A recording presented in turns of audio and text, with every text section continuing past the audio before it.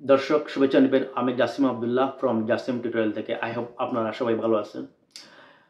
আজকে বাংলাদেশের চাঁদা আদায়কে দাবি করে যে হত্যাকাণ্ড করা হয়েছে, 2006 সালের লগিবিটার মাধ্যমে হত্যা করে লাশের উপর নৃত্য করে, সেই নৃত্য করাকে গত 9 তারিখ মিডফোর্ডের একটি হত্যাকাণ্ড ঘটেছে। যুবদলের এক নেতা তার আরেক গ্রুপের সদস্যকে সারা শরীর তেতলে সারা শরীরে আঘাত করে পাথর দিয়ে নৃশংসভাবে হত্যা করে তার লাশের উপরে নৃত্য করে সেই নৃত্য করাকে 2006 সালের 28 অক্টোবর কেউ হার মানিয়েছে।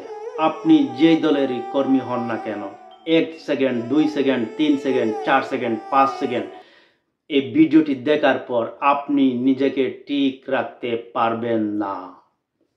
এই হত্যাকাণ্ড যারা ঘটাচ্ছে, এইরকম হত্যাকাণ্ডের জন্য 2024 সালের গণঅভ্যুত্থান হয়নি। ছাত্রলীগ যুবলীগের অপকর্মের দায় যেমন শেখ হাসিনার উপর বার্তায়, ঠিক তেমনি ছাত্রদল যুবদলের অপকর্মের দায় তারেক রহমান এড়াতে পারবেন না। ব্যক্তির অপরাধের দায় দল নেবে না, কিন্তু ব্যক্তির উঠানো চাঁদার ভাগ দল টিকে নেবে। আজকে আমি আপনাদের কাছে প্রশ্ন রেখে গেলাম, তাহলে এটাই কি গণতন্ত্রের সিস্টেম?